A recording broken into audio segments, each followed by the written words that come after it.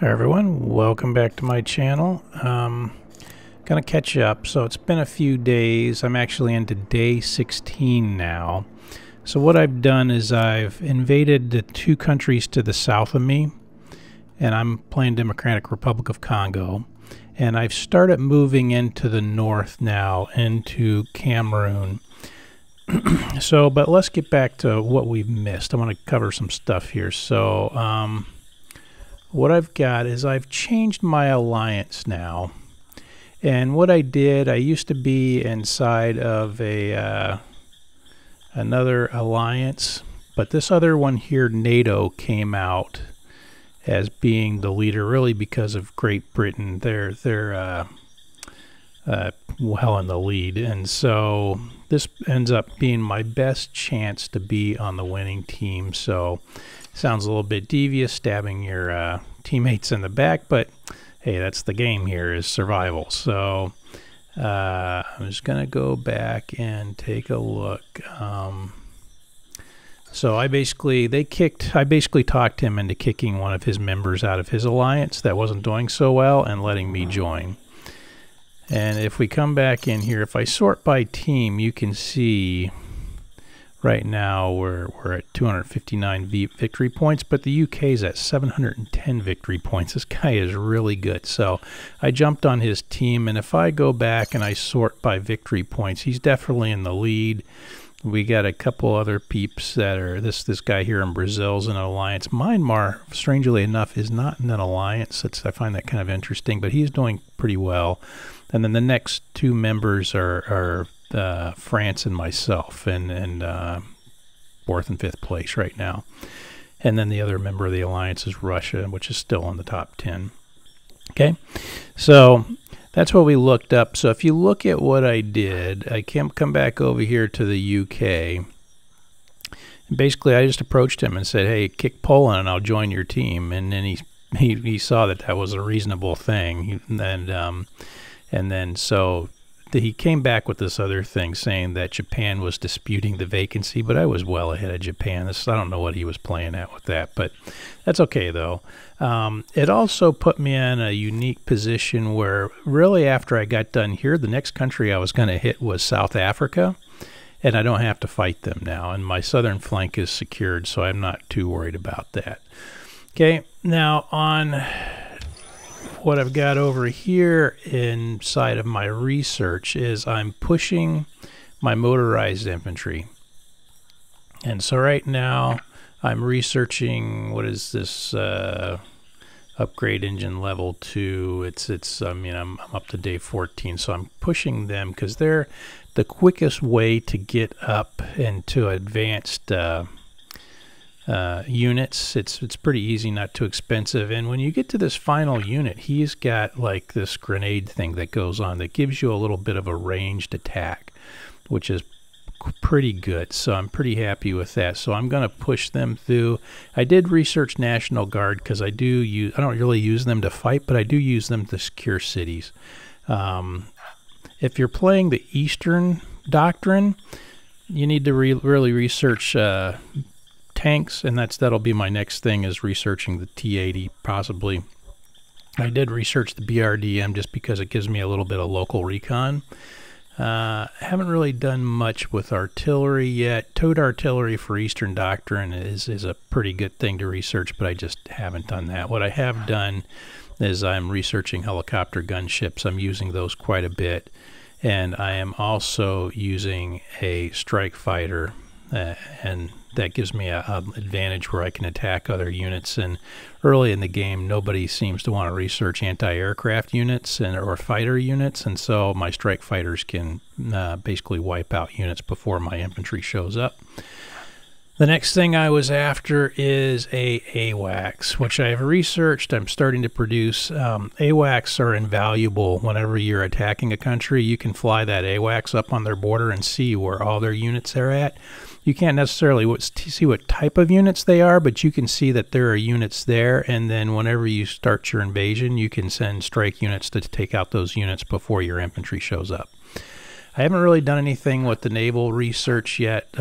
Being in Africa, I'm just staying on the continent, and besides, my partner, the UK, has quite a large navy. I haven't done this yet, but I will start researching guided missiles and that sort of thing here, cruise missiles in the near future. I haven't really used ICBMs. I've built them, but I've never actually used them, but I know in some games you might end up having to in ballistic missiles. I have researched an infantry officer. Haven't built one yet, but I will shortly, and they are actually pretty useful. They will increase your infantry units' capabilities. And over here, research your special units, right?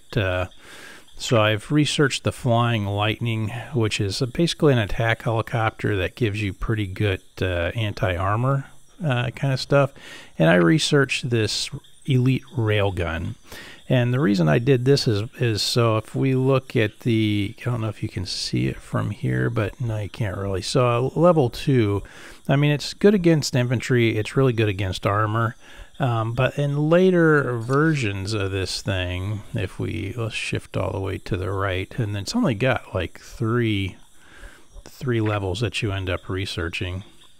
But if you look at this, it's being used against helicopters, missiles, aircraft, so you can use this thing against a variety of different units, including naval units, and it just works great. It's air assault, so it can fly into locations, has anti-air capability out to range 100, so it's quite an interesting piece of hardware to have. So that's what I'm doing as far as my research goes. Now let's go back and see where we're at. I've got this infantry unit holding off here on this city. I've weakened him. There used to be, I think, a couple recon units with him, and this country has built out its recon units. So I am going to call in the strike fighter unit and have him eliminate that. I've got a infantry unit. Oh, I'm gonna push through on him anyway, so I'm not too worried about that. You know what, though, just to I'm gonna pull him back just to finish this guy off. Okay, I'm gonna move into the city. I was attacking into here. And there were some units in there, so you can see my unit over here, my recon unit, and my infantry have been depleted because they landed up against one of the enemy units in that city here.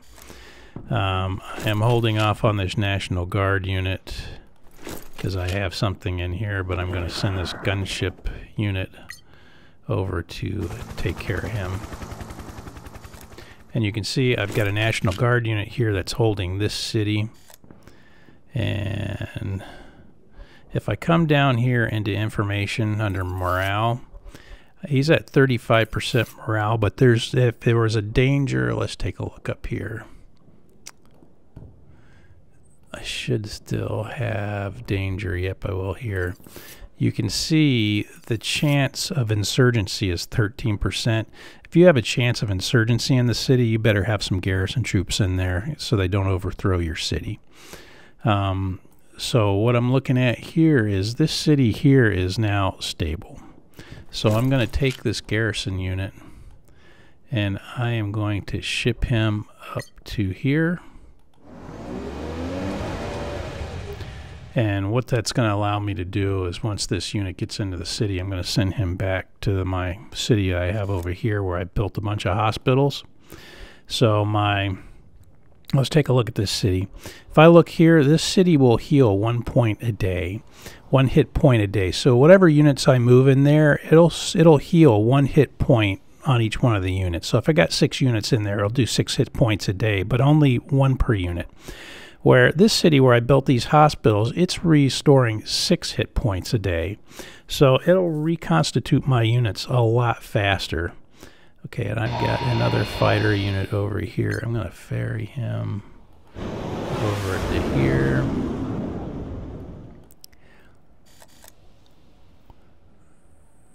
And once he gets up in there, I want to know what this unit is. I think he's just infantry.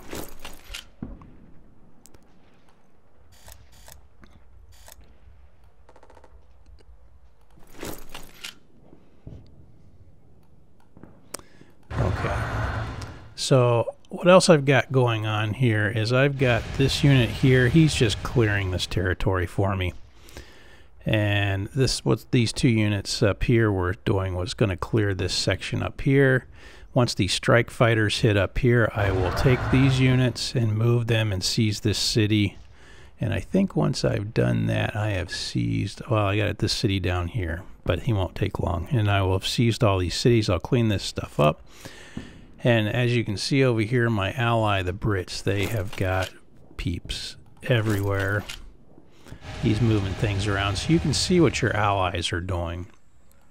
And so they're pushing in through Africa. I will push up through Africa as well. I think our next big fight is over here with the Saudis, Saudi Arabia, but I'm not too worried. The Russians are on that side, but I don't know if the Russians are.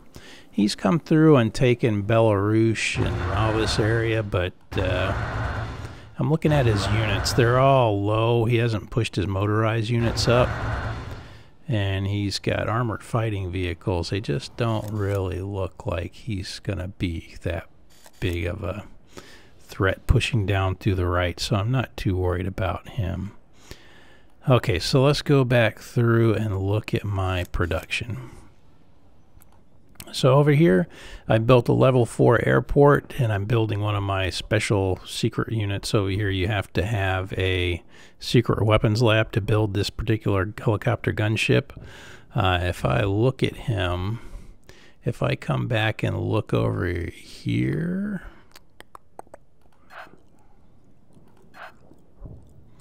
so this helicopter gunship takes 1 day and 4 hours to build, and if I look in here, I need to have an airbase level 3, a secret weapons lab level 1, and an arms industry level 1, and have research flying lightning level 1. And if I do all that, this is what it costs me, and this is the daily upkeep for this weapon system.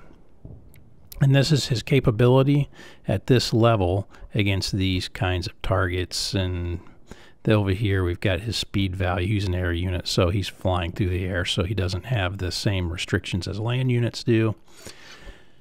And as you look through, you see the same thing over here. So this IGLA, I need to have an army base level 2 and a secret weapons level lab. And I think I'm gonna build that over into here. So I'm going to get my secret weapons lab built over here. I've already got the one built in my capital I'm doing my air units with. Okay, and I am going to throw out another,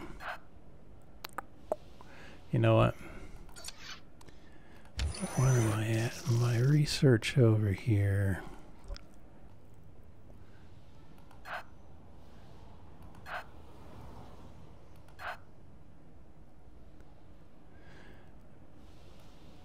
I think what I'm going to do is push up my AWACS one more, because what this will do, this will give me a little bit more range on my initial AWACS once I start building them, which is really pretty critical to be able to detect units, know where they're at, so you can make your good plans whenever you're invading locations. I don't think I can build any more hospitals down here. I can't. So I've already built all the hospitalage I can. Now up here in the top, you can see my weakest point is my supplies. So I'm going through and making sure I have maximum output for supplies. So I'm building these weapons factories I'm building one right here. This one's in. You can only go up to level 5. Arms industry. So I'm putting those together. I'm going to put another one here. Now in these occupied territories, occupied cities, you won't get the same return. I mean, you're lucky to get half, to be quite honest with you. I mean, if I look at my main city here, I'm producing 3,156 with 5 weapons laboratories. But if I look at this occupied city, I've got 1 weapons laboratory and I'm producing 308. So you're not going to get the same amount. But what you can do is you can annex these cities, but it costs a lot. If I come in here to annex this city, it costs me 4,250 supplies and 10,000 monies. Eventually, we'll have to do that. But right now, what I'm doing is just building out in the factories. Now, as you're, if you look at my I've got good population and I have good morale. So your morale will impact your production of these resources. So you need to make sure that you maintain your morale. At least that's my philosophy. If I look at my partners, I mean, if I pull up, let's pull up like the UK. UK is winning the game. And if I pull up his stuff here, his morale's at 63%, which I consider really bad, but he's winning the game. So normally, though, I like to keep my morale up so I can basically maximize my production. And I think that helps me later in the game. I'm also really leery. One of my philosophies is I like to not have too much along the coastline, because if you have a lot along the coastline, you're susceptible to people with navies that come through, and they don't even have to land there. They just come through and bombard your stuff, and you can't do anything about it if you don't have a naval force there.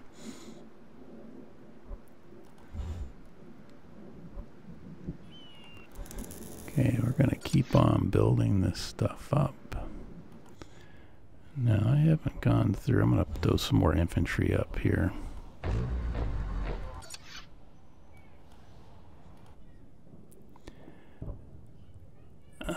Throw another National Guard. Well, you know what? I'm going to throw another infantry guy up.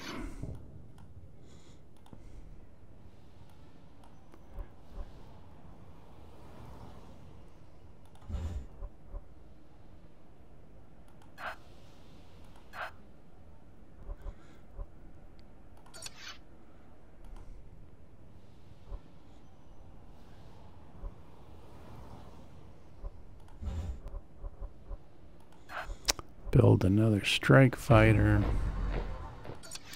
I'm also, do I have enough? No, I don't. I was going to actually build another air base level 3 here, but I will not do that.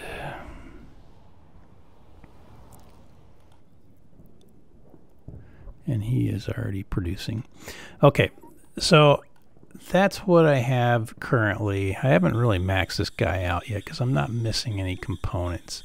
Now I could buy more supplies, but I've already bought all supplies that are available, and I've got the thing out here to buy more supplies, but nobody's taken me up on it yet. So,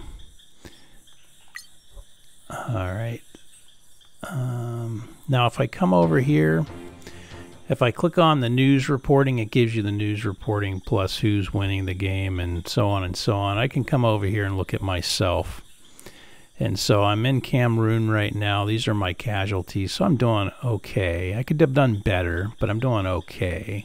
This is kind of the numbers you like to see, is where my casualties are like a small percentage of what my opponent's casualties are. But Cameroon, I had some infantry that came in contact before my air support could come in and support them, and that kind of drove my casualties up here. I can look at, one of the things I do like to do is look at all, and I can go through, whoops, and see how the other countries are doing. If I wonder, so like Russia declared war on Lithuania. I don't really see.